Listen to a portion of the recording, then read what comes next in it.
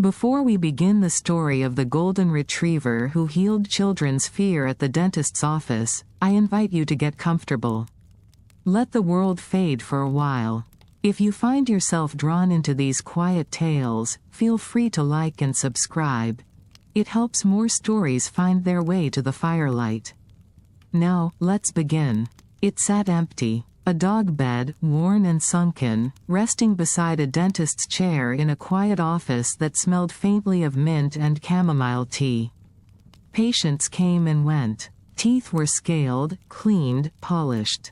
But the bed stayed, always. Some said it was a memory. Others called it a shrine.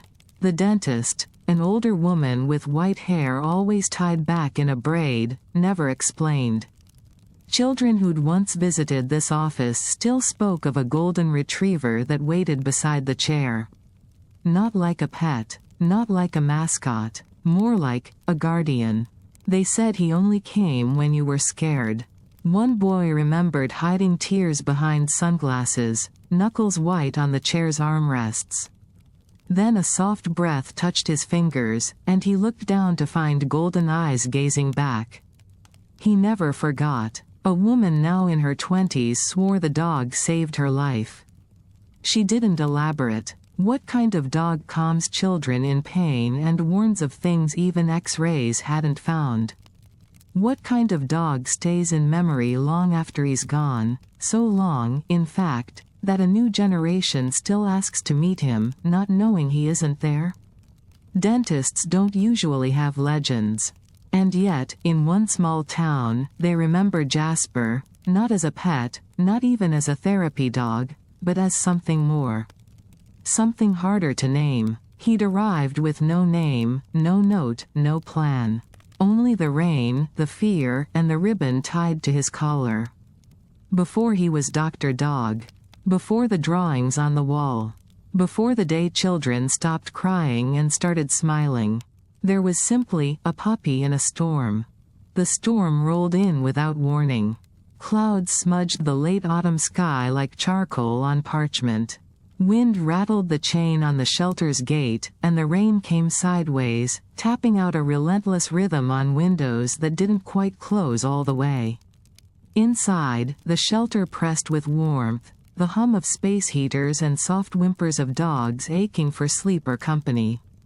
Volunteers moved like ghosts through the dim halls, feeding, drying, speaking in low voices.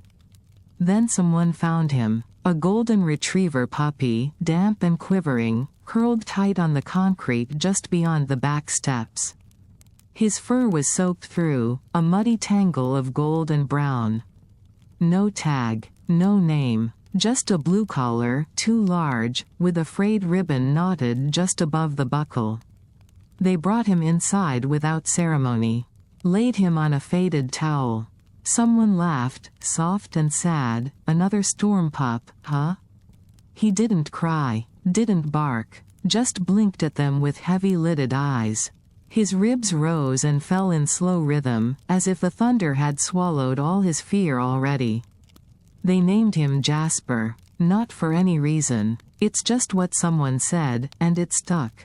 Like the way certain leaves cling to the corners of windows on windy days. He didn't act like the others. No scrambling to the bars, no howling when someone walked past. Instead, he watched, quietly, and when one of the smaller puppies whined during the night, restless, alone, Jasper stood up. Still shivering, still unsure. But he stood up, tottered over, and laid down beside them. The whimpering stopped. It started happening more often. Whether it was during thunderstorms, after shots, or when the unfamiliar clang of new boots set the others barking, Jasper went to the ones who cried. He didn't lick. He didn't cuddle. He simply lay there, just close enough. Breathing slow and steady, like he was teaching them how to exhale. Staff noticed. They started calling him, the quiet one. One even wrote it on his kennel, Jasper, gentle. Some nights, he refused to sleep until the last bark fell silent. Any attempt to move him was met with polite resistance. a soft planting of paws and a stare that asked, silently, to be allowed just a little longer. One volunteer, an older woman with stiff knees and a fondness for plain coffee, often stayed late to clean. She watched him once, curling beside a trembling pit bull mix. "You're not a regular pup," she murmured. "Are you?" Jasper didn't blink. He stayed at the shelter longer than most. Weeks passed. Then months. People came and went. A birthday gift here, a Christmas surprise there. Loud kids, hopeful parents, someone with a leash already picked out. But no one picked him. Once, a man in a worn pickup decided to try. He took Jasper home on a cold Thursday afternoon. Said he needed a calm one. Promised a backyard. He brought Jasper back 4 weeks later. "Too soft," he grunted. "Dog don't even bark. Doesn't even chase balls. Just sits." The volunteer with the plain coffee looked down at Jasper, now back in his kennel, tail tapping once, twice. He didn't seem sad, just quiet, just waiting. On a pale morning brushed with frost, the shelter opened early. A woman in a long wool coat stepped through the doorway, a little girl trailing behind her with wide, watery eyes. They were there to drop off supplies, towels, kibble, dry shampoo. The girl stayed close to her grandmother's side, saying nothing. Then she saw Jasper, still in his kennel, lying down, watching. Something about her, maybe it was the limp in her step, maybe the clutch in her expression, made him rise. Slowly, one paw at a time, soft over the cold tile. The girl didn't move. But she didn't look away. He walked up to the bars, pressed his nose gently between them. The child put her hand there. Their fingers didn't touch, but close enough. She cried for the first time in days, the grandmother would later say. But not like before, not in pain, something else. Elaine Corwin knelt to meet him eye to eye. And Jasper, without a word, blinked once. Then sat down. As if he'd been waiting not to be chosen, but for the right person to notice. She didn't say, "I'll take him." Not aloud. She just reached for the adoption form. The floor of the dental clinic creaked in the quiet way only old buildings do. Morning light spilled through the tall windows, dust motes spiraling gently like lost thoughts in the air. It was a Wednesday, the kind where the heater hummed just a little louder than usual and everyone's fingers felt too cold for gloves. Elaine Corwin unlocked the front door, juggling a bag of charts and a porcelain mug with a chip along its rim. She paused beside the chair, the one in the far left exam room. The dog bed was there now, soft and inconspicuous beside the base. But empty. That morning, still empty. She didn't intend to bring him. She really didn't. But Jasper was waiting at the door when she tried to leave.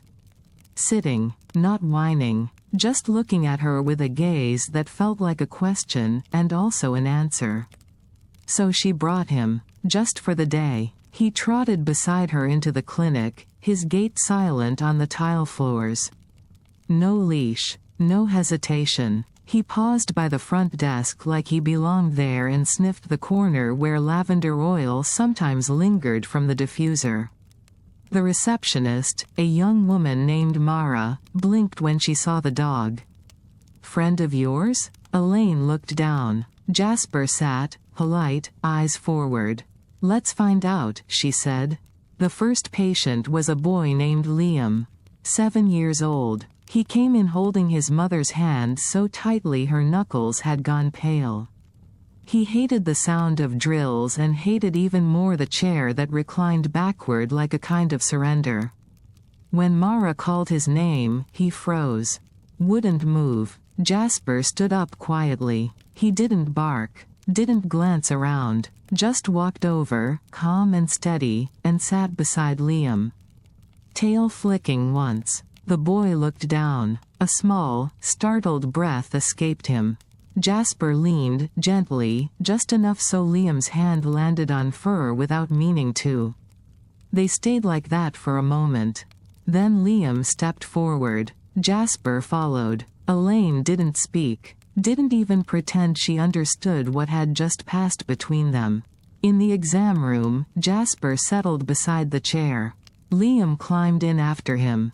He gripped the sides, legs stiff, but his other hand didn't let go of the dog's ear. 30 minutes, one cavity clean, and no tears later. Liam walked out holding a sticker and a lollipop. He turned before reaching the door. Can the dog stay all the time?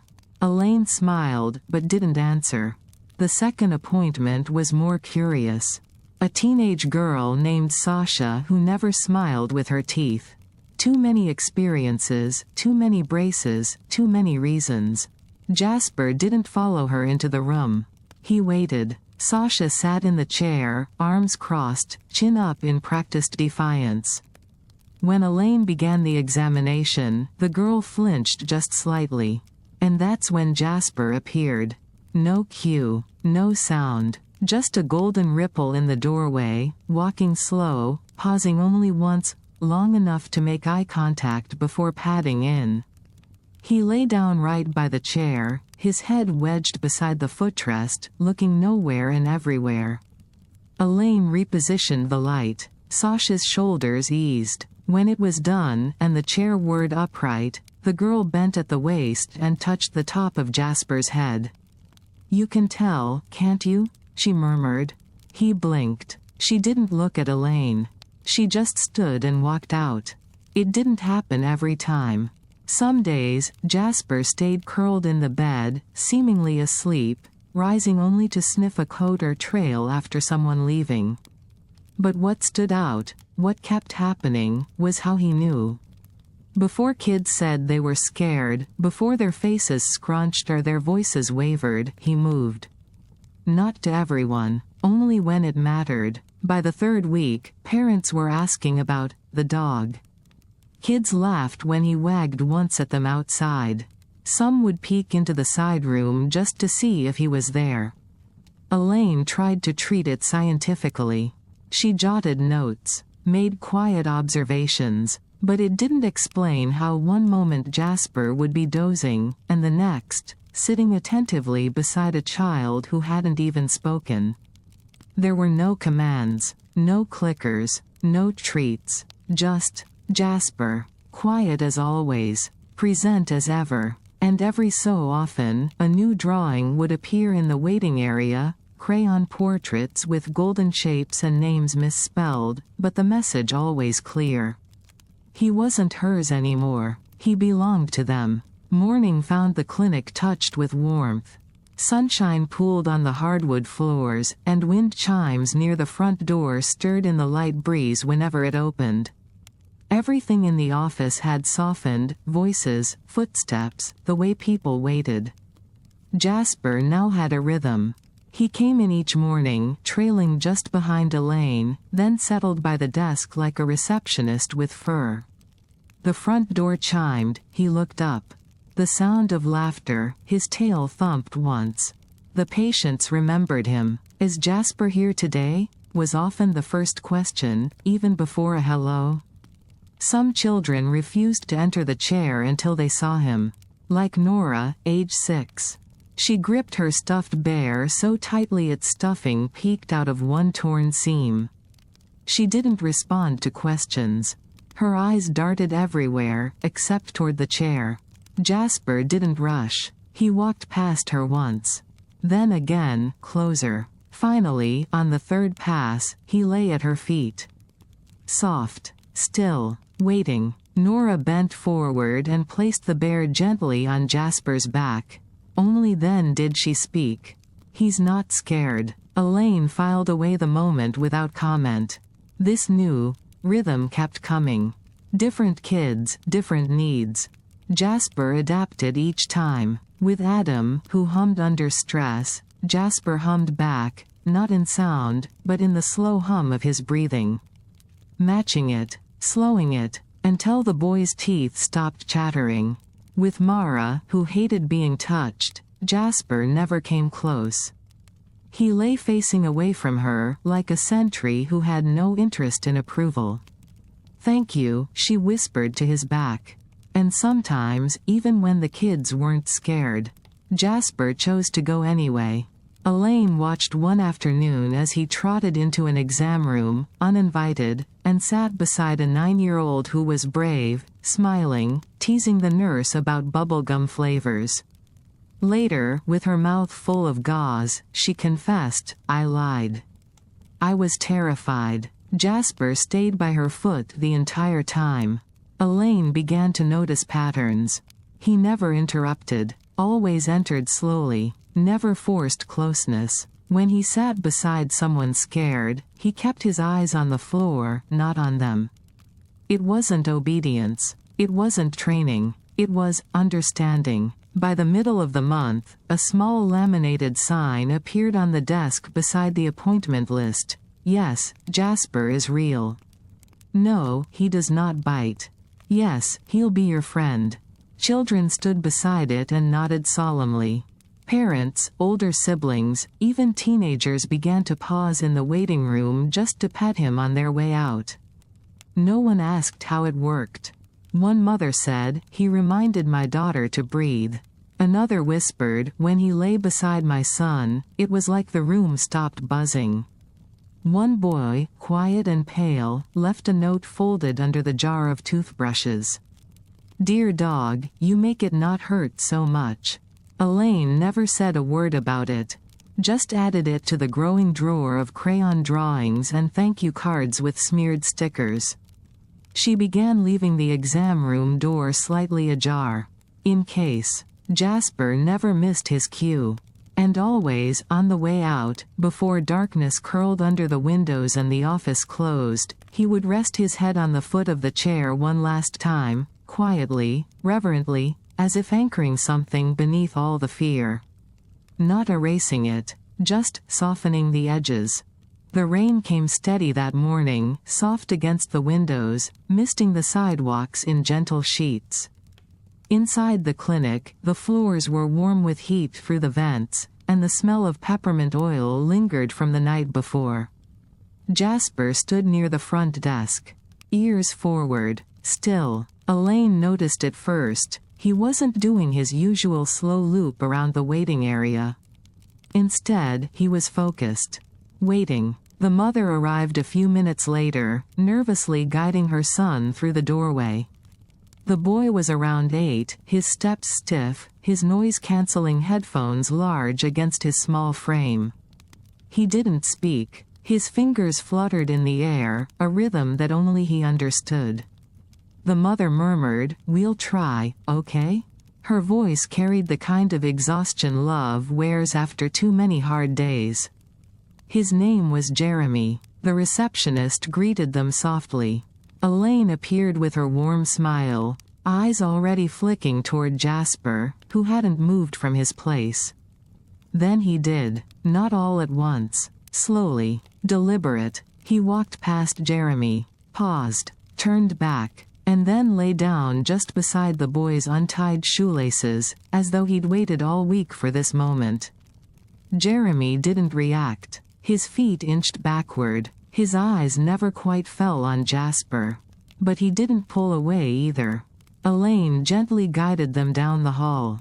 When they reached the exam room, Jeremy stopped cold. Head shaking slightly, shoulders tense. And Jasper? He was already there. He had walked ahead quietly. Positioned himself beside the chair, not blocking, not touching, just nearby. Jeremy hesitated, then glanced at him. A flicker. Less than a second. But enough. He stepped inside. It wasn't easy. The procedure needed more time than usual. Tools caused distress. Sounds layered in confusion. Elaine worked slowly, pausing often. Jeremy didn't cry, but his breathing changed, shallow, rapid, high in his chest. That's when Jasper moved. Unhurried, careful not to make a sound, he stood and circled once before laying his head gently across Jeremy's foot. Soft pressure. Just enough weight to ground, not overwhelm. The boy's breath hitched. Then steadied. Slightly. Elaine looked down only once. Then continued. When the exam was finally over and the recline eased upward, Jeremy didn't speak. Just sat still, one hand resting on Jasper's head like it had always belonged there. Later, as they were leaving, the mother knelt and adjusted her son's coat. Her voice was thick around the words. This is the first time he didn't cry. Not once. Elaine didn't answer. She looked to Jasper, who was already watching the next child walk past the door. That night, hours after the clinic had closed, Elaine returned to the exam room to tidy. Jasper was still there, lying just beyond the chair, facing the now darkened hallway. She leaned in the doorway and said, "You're off duty, you know." Jasper didn't move. Only hours later, after the lights were off and the silence deepened, did he rise slowly, ears alert, and walk into the quiet like a promise kept. And from that day forward, Elaine noticed something else. He didn't greet Jeremy like he did the other children. He waited, then walked just slightly behind him. Not leading, not guiding, just beside. The wall started small. A single piece of paper. Crayon on printer stock. A golden dog with a cape and wide, happy eyes, more dragon than retriever, but unmistakably Jasper. It had been folded in half, then smoothed out lovingly. The name, Emma, was scrawled in the corner. Elaine didn't have the heart to toss it. She pinned it to the corkboard in the waiting room, just beneath the clock that never quite kept time. A week later, another drawing appeared. Then two. Parents began arriving with quiet smiles and wrinkled sheets pulled from backpacks. Some were carefully folded, others wrinkled, ripped, peppered with glitter or old food stains. All of them featured Jasper. A superhero, a doctor, a friend. He never looked the same in any of them. One had him flying, another inside a dentist's chair while a child sat beside him for comfort. Another, just his eyes, drawn in brown marker with the words, "He saw me." Elaine made space. She moved the clock, rehung the corkboard, added another. Eventually, the drawings spilled past the edges. The receptionist gave up trying to keep them in order, instead letting them bloom freely across the wall, like stories that refused to stop being told. Children who didn't want to sit still now vied for space on it. "Can mine go in the middle? Draw me with him. I want him to have wings today." Every child had a version of Jasper. And somehow, they all felt true. Even the ones with 3 tails. Even the one where he had glasses. He never reacted when shown the drawings. But when kids held them up, nervous with shy pride, he sometimes nudged the page with his nose. Or flicked his tail once. That was enough. One rainy afternoon, a new girl named Harper arrived, tight-lipped, rocking slightly in the waiting room chair. She avoided eye contact. Her dad whispered, "She's been through a lot." Jasper didn't approach. Not at first. He lay in the back corner, watching. Waiting. Elaine called Harper in. The girl hesitated, clung to the side of the doorframe, refused. Then Jasper stood. Walked evenly, not to her, but to the wall of drawings. He sat beneath them. Harper turned to look. And looked. One by one, her eyes scanned the drawings, from capes to crowns to wagging tails. Then she pointed to one, silent, and followed Jasper in. Later, she drew her own. A simple picture. Herself curled beside a golden dog, both of them under a blanket of blue stars. Neither smiling, just together. It joined the others. Mara, the receptionist, started calling it the wall of crayon thanks. Eventually, parents just called it the Jasper Wall. Elaine never labeled it. She didn't need to. It was late afternoon when he did something he'd never done before. Jasper whined. Not loudly, not sharp. Just a low, tremulous sound, thin as wind passing through a keyhole. Elaine looked up from her notes. He was standing beside the exam chair, ears forward, tail still. The patient was a boy, 15, long limbs folded awkwardly into the seat, earbuds hanging loose from his collar. He hadn't said much. Just, check up, then silence. Jasper took a step closer. The boy didn't react. Elaine glanced at the chart. Name: Miles. Nothing unusual. But Jasper stayed alert. Eyes narrowed. His head tilted near the boy's jawline, breath coming slower, more deliberate. Then, another whine. Soft. Urgent. Elaine paused the exam and asked, gently, Miles? Any pain lately? He shrugged. Sort of. Back molars. Left side. When? He hesitated. A few weeks. She nodded. Let's take an X-ray. Just to be sure. The films came back 20 minutes later. A shadow near the lower mandible. Subtle. Easy to miss. Another showed more. A deep infection. Touching the bone now.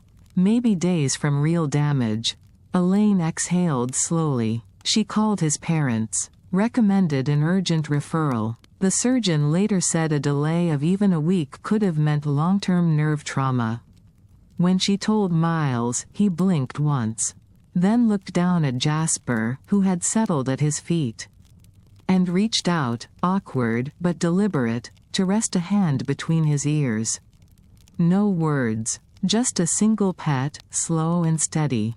After that, Elaine ordered a small sign. Nothing special. Laminated. Clipped near the front counter. Jasper, therapy dog, certified by us and everyone who's met him. She didn't need the paperwork. She had enough proof in smiles and silences. Later that month, an 8-year-old named Landon came in with a fractured tooth and a fear of anything sterile. He panicked at the sound of drawers opening. Hated lights. Jasper sat before the exam began and didn't move. The child leaned into him knees first, refusing to sit until Jasper scooted backward just enough to make room. He endured the entire cleaning one-handed, his other hand firmly gripping Jasper's tail. Later, the parents asked how long Jasper had been trained for this. Elaine only smiled. He wasn't. A week after that, a little girl brought in her stuffed rabbit for a checkup. Said she didn't want to go in unless Jasper examined the bunny too. So Elaine did. Jasper sniffed it ceremoniously. Sat still while the bunny got a toothbrush sticker. The girl beamed. Word began to spread, softly. Teachers sent kids nervous about their first cleanings with whispered reassurance, the golden dog will be there. And more often than not, Jasper was already by the door. By now, there were questions no one bothered asking. Like how he always knew who would need him most. Or why sometimes, when a child shook too hard to speak, Jasper would wait without blinking until their breathing settled, even if it took 10 full minutes. He never whined again. He didn't need to. Elaine once caught him standing in the doorway of an empty room, ears alert, watching the far wall like it held a secret. Maybe it did. Maybe it still does. Jasper never said, but every child who passed through the door seemed to leave a little lighter in the chest. And every so often, hours after everyone had gone, Elaine would find a faint golden hair caught in the folds of the exam chair. She never dusted it off. The fair came at the end of September.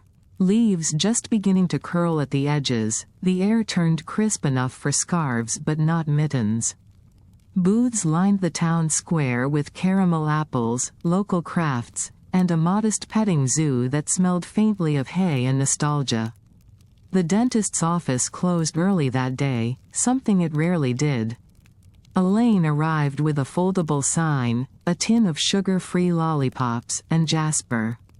At first, they were tucked in the corner near the health education tent, beside a table offering free floss and some balloons shaped like molars.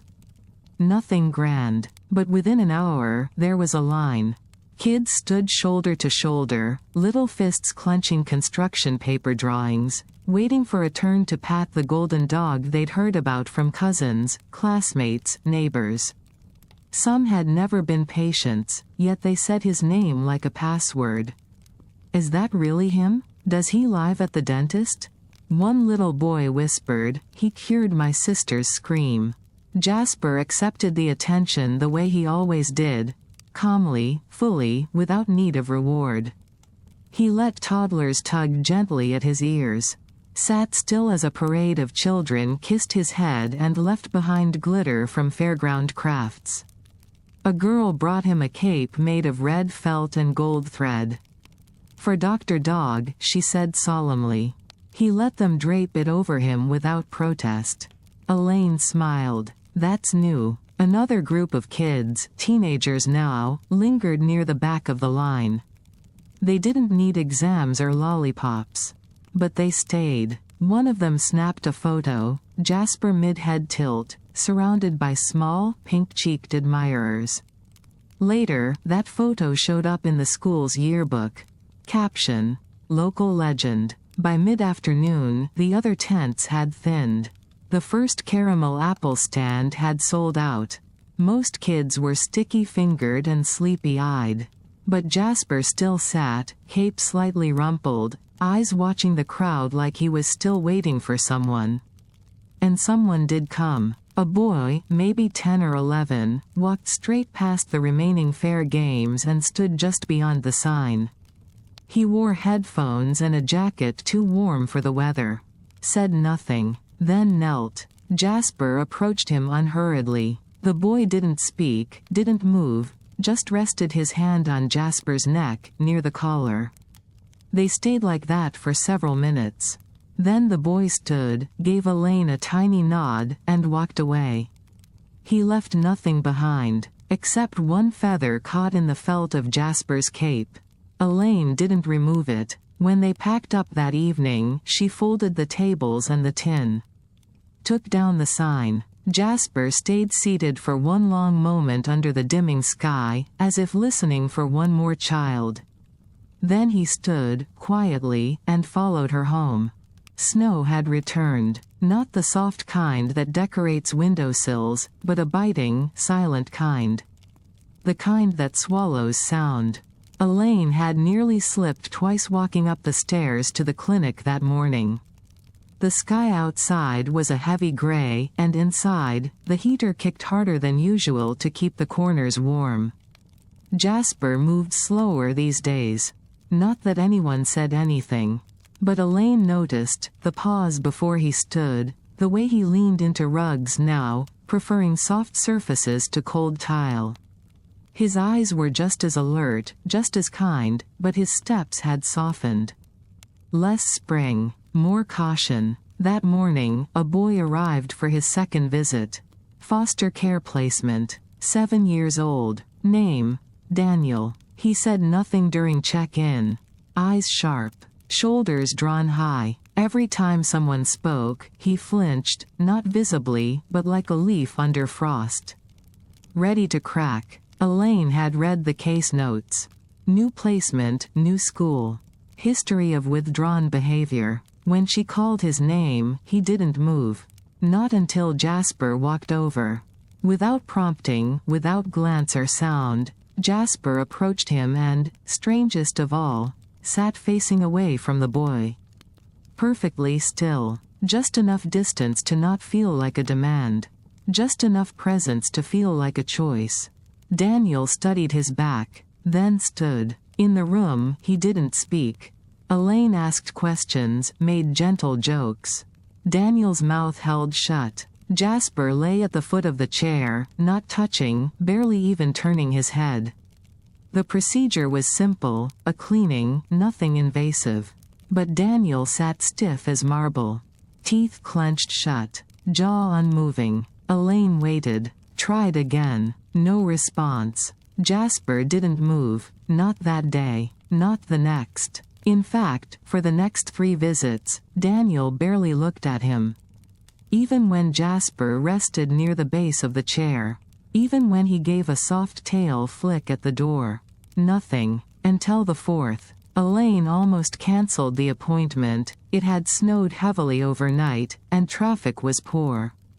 But they came. The boy arrived in a puffy coat and tracked salt across the doormat. He sat in the usual chair. Said nothing. The exam began. Then, halfway through, Elaine turned to grab a chart. And paused. Daniel had fallen asleep. Head tilted slightly to the side, fingers resting, not curled, not tense, on Jasper's back. Jasper hadn't moved. Not a blink. Elaine did nothing. She let the quiet stretch miles wide. 10 minutes passed before the boy stirred. He opened his eyes, blinked once, and whispered, "You're warm." Elaine didn't respond, just waited. He sat up again, slowly. Looked down at Jasper's flank, now rising and falling in time with his own breath. "Does he always stay?" the boy asked, "even when you don't talk to him?" Elaine nodded. "Especially then." From that day forward, Daniel said more. Not much, but enough. He never looked at the drawings on the wall, never asked questions. But sometimes, before he left, he would reach down, and let his hand rest briefly behind Jasper's ear. No ask, no smile, just presence. And Jasper always stood a beat slower than usual, as if reluctant to leave his side. As if something about this boy demanded not energy, but patience. And patience, Elaine noticed, was something Jasper had never run out of. The snow had started to melt, but slowly. In crusty patches along the sidewalk, behind the wheel wells of parked cars. Elaine scraped slush off her boots before unlocking the clinic. She carried 2 mugs, one for herself, one for Mara, both steaming. She'd started bringing extra now, out of quiet habit. Jasper padded behind her, slower than usual. He stopped once on the first stair, as if gauging the distance, then climbed anyway. Inside, the heat welcomed them.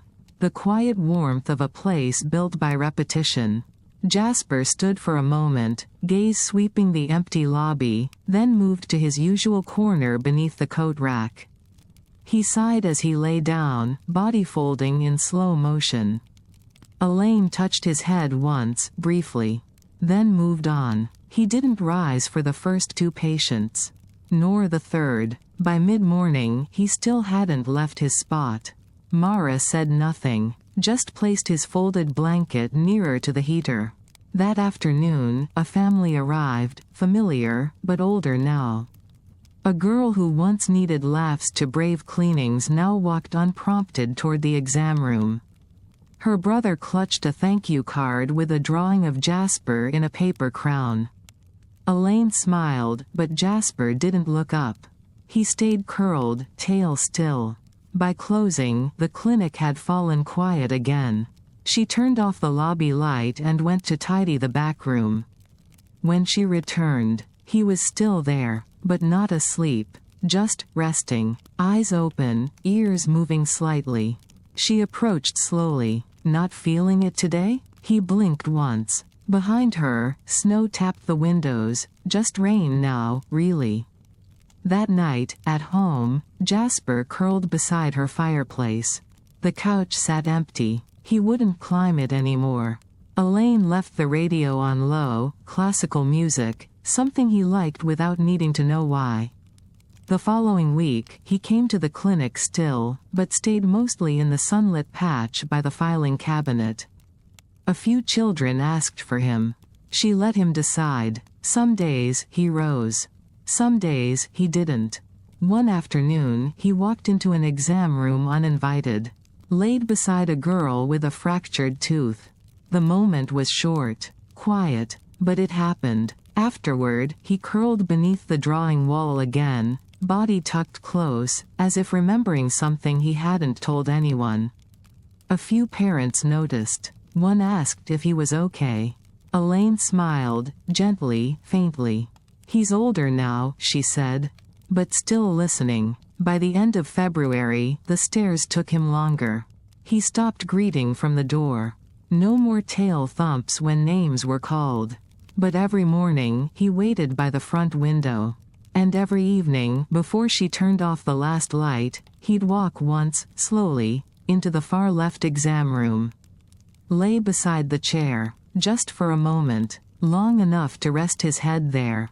Just once. Elaine watched him, heart quiet. She didn't ask him to stop. And he never didn't go. Not yet. It started quietly. A post. One photo. No caption. Just Jasper, lying on his blanket beneath the exam chair, eyes closed, the light from the window painting soft gold across his fur. Mara had taken it during his last week in the clinic. She wasn't trying to make a statement. She just missed him already. But people noticed. The comments came first, memories, stories, tiny thanks folded into digital words. Then the calls. And then, the visitors. Not for appointments. They brought balloons, cards, framed photos, worn drawings once pinned to the Jasper wall, now returned like offerings. And they came as families. A woman with a stroller and a son who once refused to speak in the waiting room. A father with twin girls who both wore capes they said Jasper inspired. Teenagers with braces long gone and college applications tucked in jackets.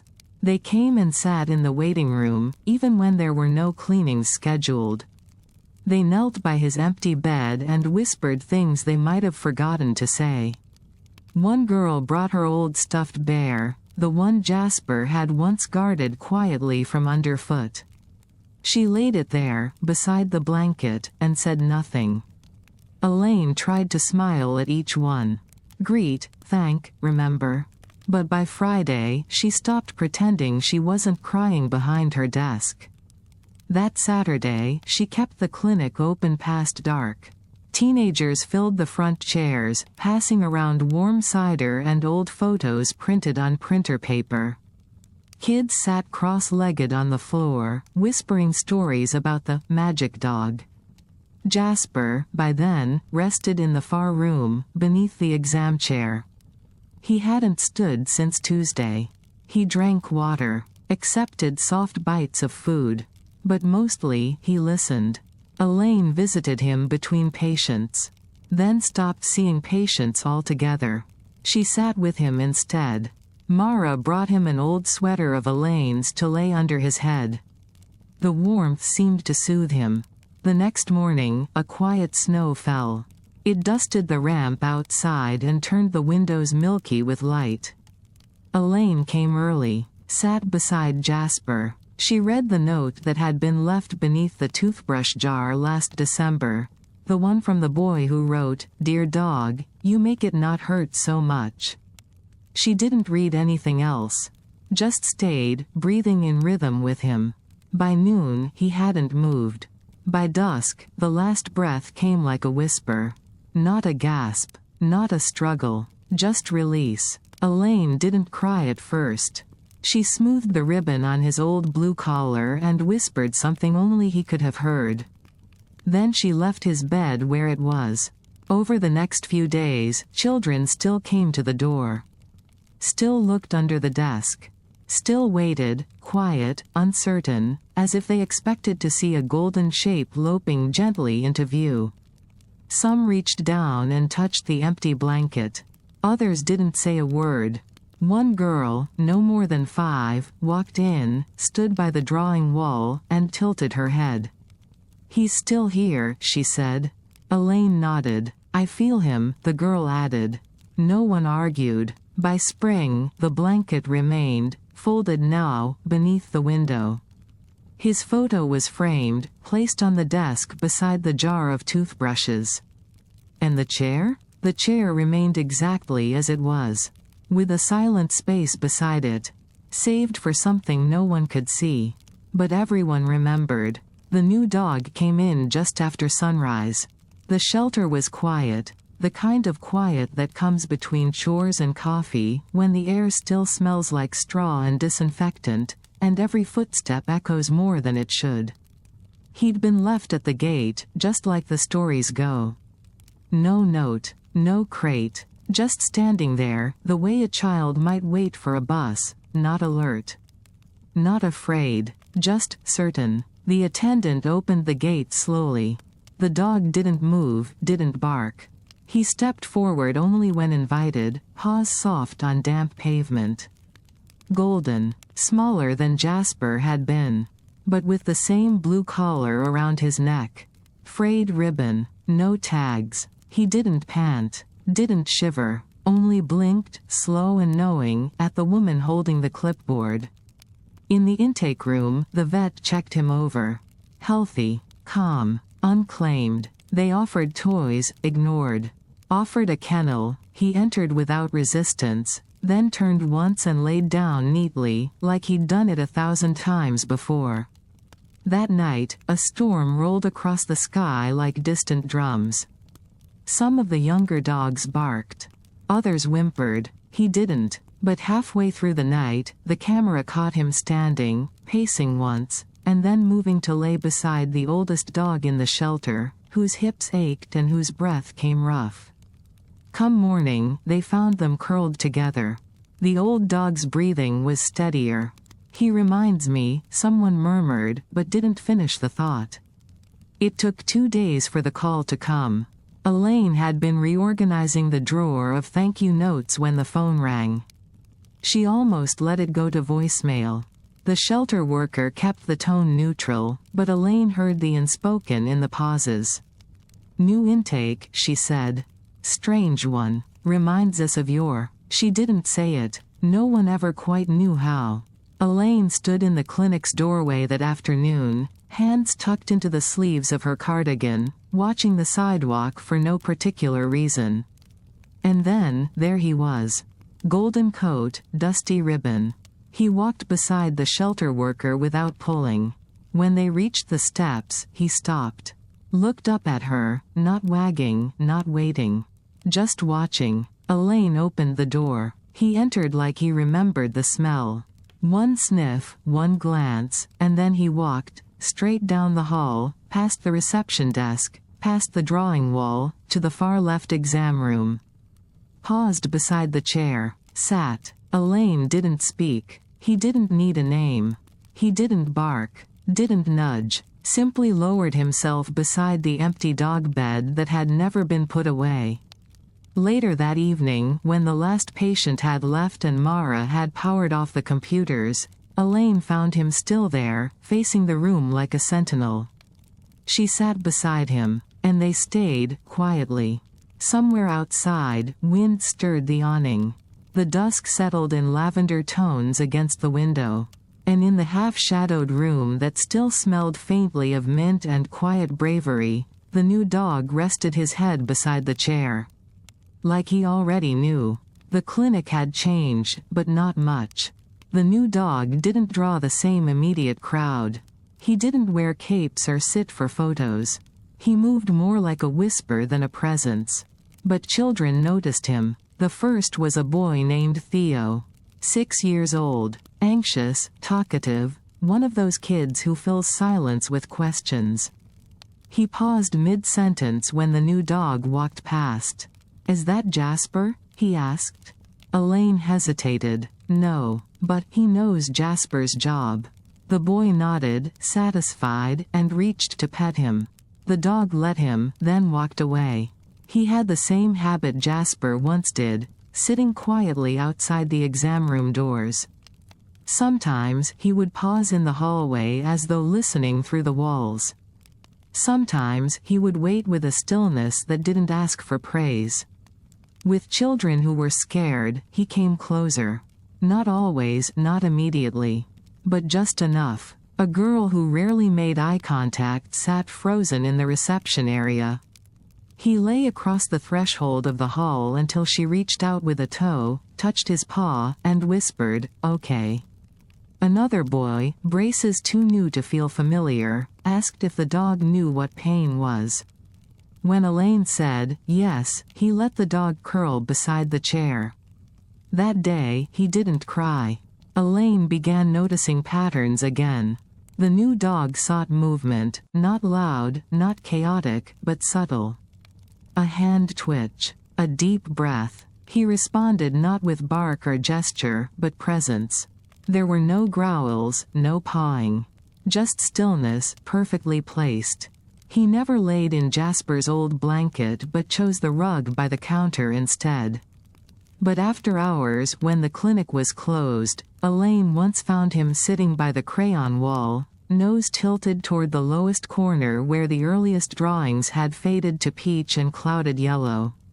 The children began calling him, the new one. Then, quietly, Jasper's friend. Then simply, him. He didn't have a name on his tag, only a blank silver disc. Elaine left it that way. She didn't need another legend. But sometimes, during check-in, she would glance toward the hallway, where the shadow of a golden dog waited just beyond the reach of lamplight. Mara said once, "They know, you know? The new kids, even if they've never been here before." Elaine smiled, not in surprise, but agreement. It was the same smile she gave when she stepped into the far-left exam room and saw, once again, the dog lying beside the chair, not watching, not waiting. Just being, as if carrying something forward no one had asked him to carry. As if the space Jasper left had never been empty after all. Some stories don't end, they settle, like dust in a sunbeam, like laughter in an empty room. Like pawprints pressed into memory. The clinic remains much the same. Mint in the air, warm light through the tall windows, and the slight creak of old floors when the wind leans against the door. But now, by the entrance, there's a photograph in a wooden frame. 2 dogs. One golden, eyes half closed in that meditative way he had. And the other, similar, but younger. Steady, watching. Beneath the photo, a small brass plate reads what children once whispered, "He helped me." The crayon wall is still growing. The top corners curl where the tape has aged, and the earliest drawings have softened around the edges, but no one takes anything down. They just find new places to add. Sometimes, a child will leave their portrait tucked carefully in a doorframe, or folded at the base of the exam chair. Once, a boy named Jonah asked if he could draw both dogs. Jasper and the new one? Elaine asked gently. He nodded. They're friends. He used yellow for both, and drew them sitting beside each other, beneath a tree that wasn't part of any room in the clinic. Elaine added it without a word. The dogs, if you ask the children, are still there. Some say they've felt a nose nudge their hand even when the new dog wasn't in the room. Others swear they heard the soft sound of breathing by the chair. Elaine doesn't correct them. She never did. The new dog remains quiet. Constant. Responds not to words, but to tremors in hands, shifts in shoulders, long silences. He walks with children down the narrow hall. Waits at the threshold when needed. Sits closer when allowed. And as for Jasper, well, sometimes, in the stillness between appointments, Elaine looks out the window and remembers that first day, when he watched without expectation, moved without ask, stayed beyond reason. She thinks about how presence can linger in a place, how kindness doesn't dissipate, but dilutes slowly into the fabric of things. Into chairs, and corners, and blankets never put away. Once, Mara whispered, "I think the new one remembers him." Elaine smiled and sipped her tea. "No," she said, "I think he's never had to forget." The dog stretched beneath the drawing wall then, curling just enough for his nose to touch the corner of an old crayon sketch. And outside, wind stirred the leaves on the sidewalk. Something shifted in the air. Something soft. Unseen, but not unnoticed. There are still drawings, new ones, folded in backpacks, smudged with lunches and dreams. They show up quietly, often without words. A golden nose, a tail mid-wag, a chair, a child, a dog with eyes that always understand. Elaine keeps making room. The corners near the light switch. The edge of the reception desk. One patient asked if they could frame the whole wall someday. Where would we stop? Mara replied. The answer, of course, was never. The clinic has a feeling now. A hush that doesn't silence, it soothes. Even on loud days, even when drills whir and tempers fray. There is something soft in the foundation. Deep enough that even strangers feel it. Some people ask if it's always been like this. Others just sit down and breathe easier. The new dog, he has his own quiet way. No commands, no tricks, just decisions. He joins a child when the twitch in their fingers becomes a tremor. He settles across doorways of rooms where the fear is beginning but hasn't found words yet. He ignores applause, walks past praise, but always turns when a child says his name, even if they don't know it yet. One girl, younger than most, once called him the Golden Hush. Elaine nearly cried. There's something in how he moves. How the pawprints on the hardwood seem placed, not past. He remembers, perhaps. Or maybe he carries something older than memory. Presence. One snowy afternoon, Elaine opened a drawer and found an envelope buried beneath old stickers and appointment reminder cards. Inside was a drawing, one she hadn't seen before. Jasper, sitting beneath the exam chair. Next to him, another dog, not the same shape, not the same eyes, but unmistakably familiar. A child's handwriting looped beneath it. They don't need to talk. They're telling each other everything. Elaine replaced it without a word. Let it rest with the others. Every so often, the new dog walks to that drawer. Sniffs just once. And walks away. Not as if forgetting. Just marking it still exists. The world outside keeps turning. Children grow. Braces come off. Families move. But the chair remains. So does the bed beside it. Occasionally, a new parent will raise an eyebrow. Why the dog bed in an exam room? Why the framed photo on the desk? Elaine only smiles. Sometimes she tells the story. Other times, she lets the child speak first. He came today. A boy, all elbows and two big sneakers, clearly nervous, silence stitched into every motion. The new dog watched from the doorway, head tilted. The boy hesitated, then opened a notebook. Inside, a careful drawing. Two dogs beneath stars.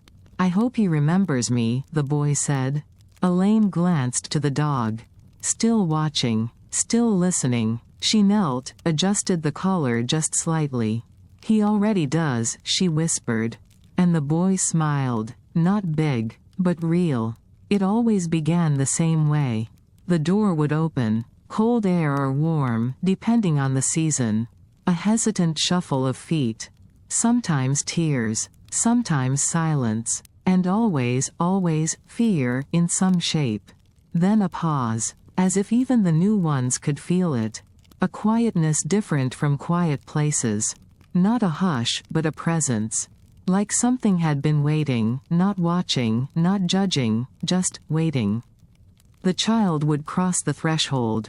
And there, just beyond the edge of the doorframe or nestled beside a worn chair, a golden shape would stir. Not Jasper, not anymore, but the new dog.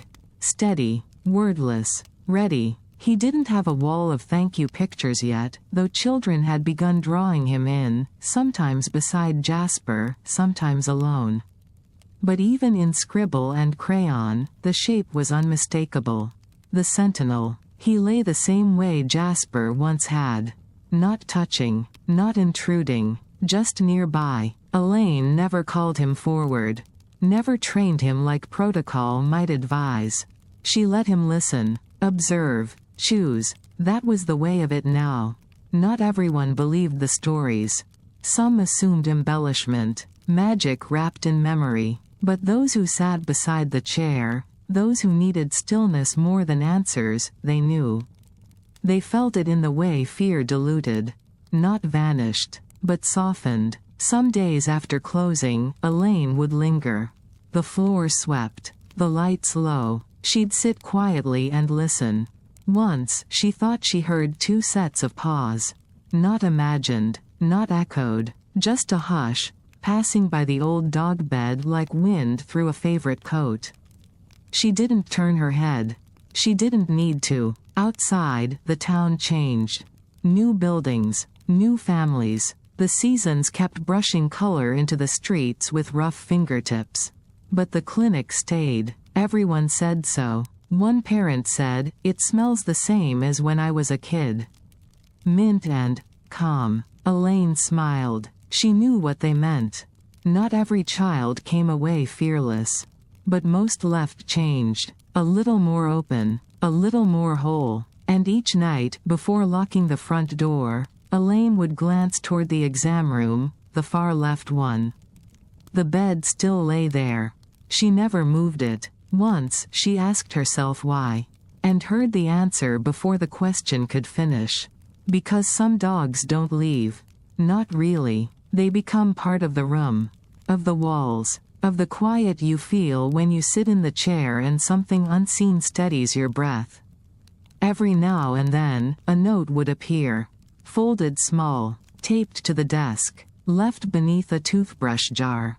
"Thank you. He helped me. I didn't cry. And once, I wasn't alone."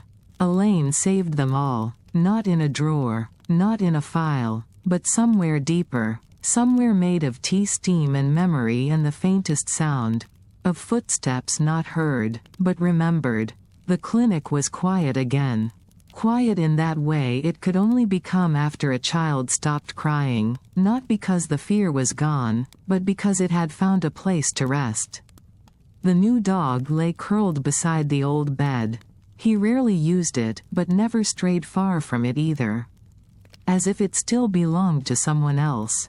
That day, a mother came in holding her daughter's coat in one hand and a drawing in the other.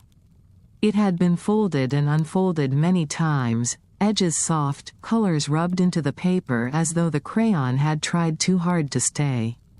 The girl said little. Her fingers never stopped moving.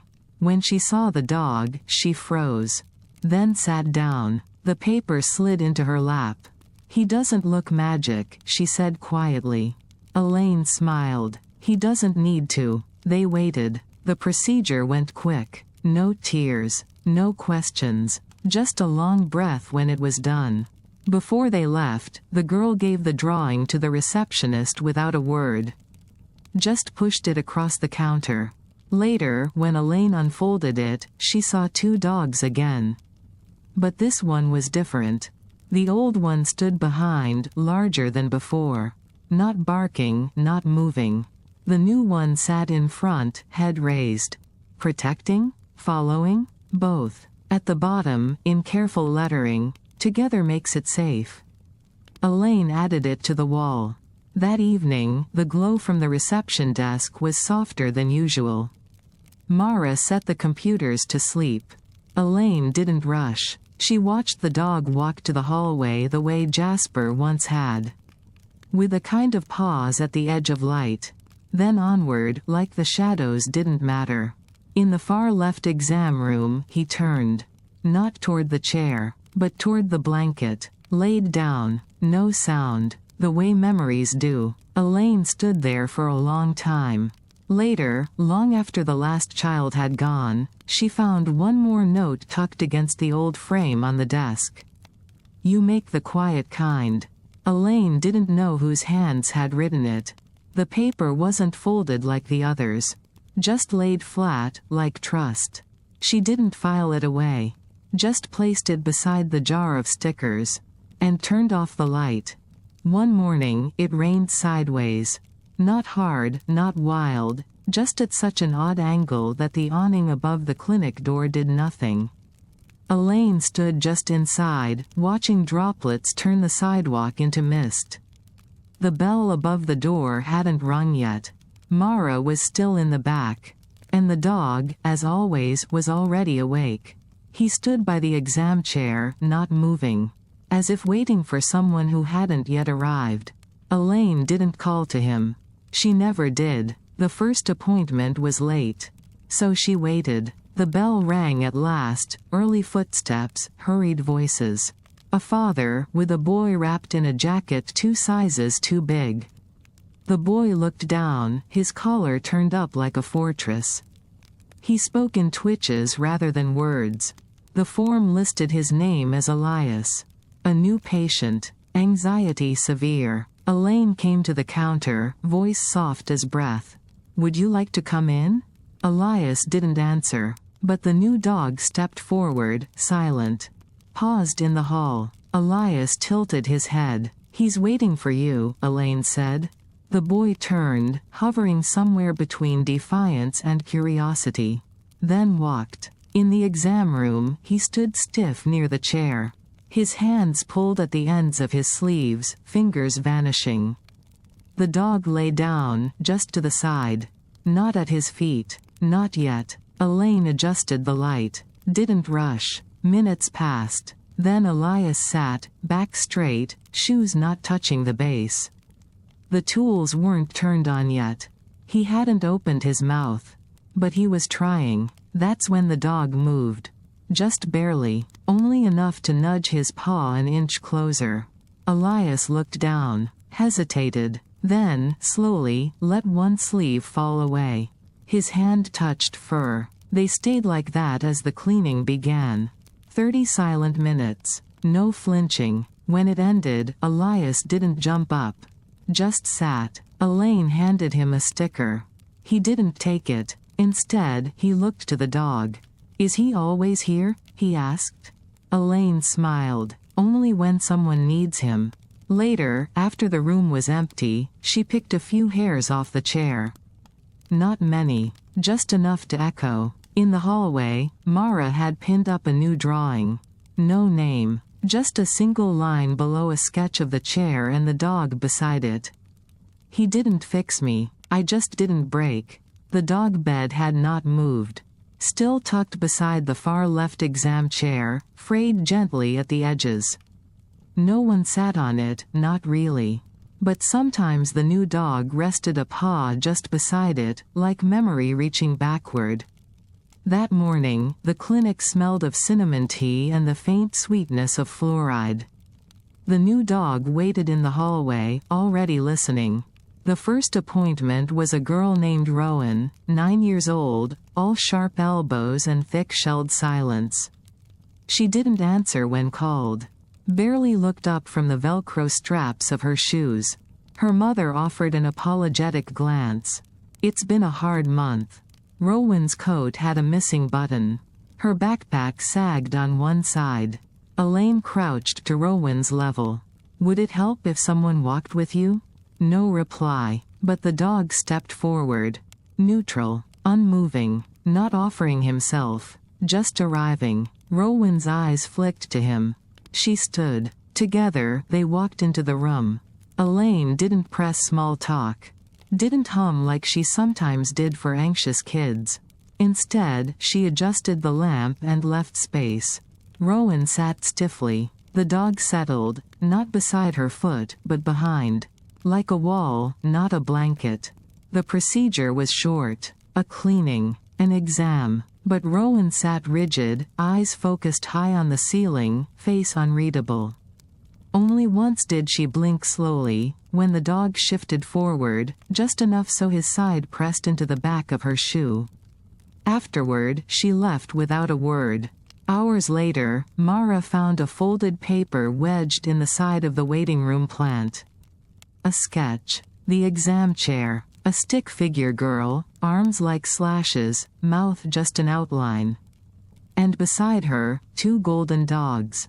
One behind, one ahead. The words beneath were written in pencil, erased, then rewritten darker.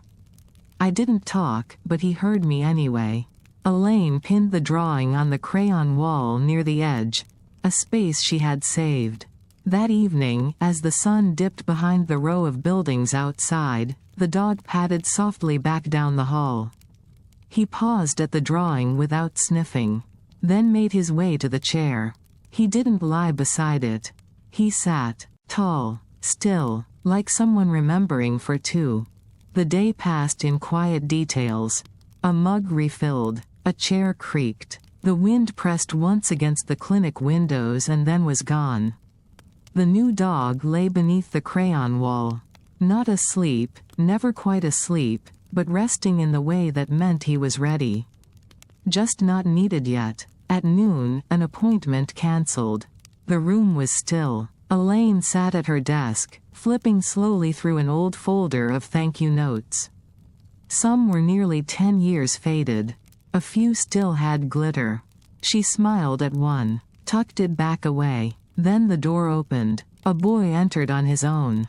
No parent behind him. Maybe 12, maybe older. Long sleeves. Quiet steps. A backpack that hung uneven on one shoulder. He didn't go to the counter. He didn't speak. Elaine rose gently. "Hello," she said. "Do you have an appointment today?" The boy nodded once, then reached into his coat. Pulled out a piece of folded paper, carefully smoothed at the edges by time and uncertainty. He held it out. Elaine took it. On it, typed years ago, was his name, an old intake form. One Jasper had once lain beside, according to the notes in the margin. "You've been here before," Elaine said softly. The boy shrugged, looked down. "Not since I was little." Silence hovered. Then he said, "I don't remember what it looked like. Just how it felt." Elaine nodded. "That's usually what stays." The dog stood from the wall, stretched once, and walked forward. Not directly, not quickly. The boy turned, eyes tracking the motion, not startled, but still. They looked at each other. And for a moment, the sound of the clinic disappeared. The boy knelt first. His hand reached out with a hesitation that felt familiar. The dog stepped into it. Then sat. No tail wag. No sound. Just stillness. "They're the same," the boy whispered. Elaine didn't correct him. The exam was simple. Just a cleaning. But the boy never stopped glancing toward the dog, who sat in the corner, back straight, like a lighthouse for thoughts you didn't want to say aloud. When it was over, the boy didn't leave. He stood in the waiting room near the desk, finger tracing the frame of the old photo. "Can I ask you something?" he said. Elaine looked up. "Do you think," he asked, "dogs know when someone remembers them? Even if it's been a long time?" She folded her hands gently. "I think remembering is how you keep part of them here." He nodded, then turned to the dog and said nothing.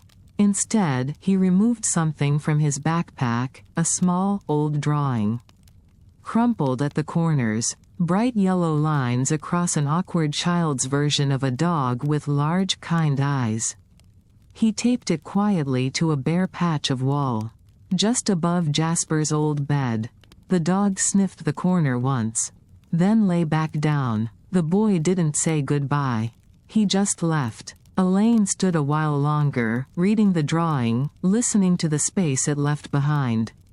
That night, as she closed the front door, she paused. Somehow, the room didn't feel empty.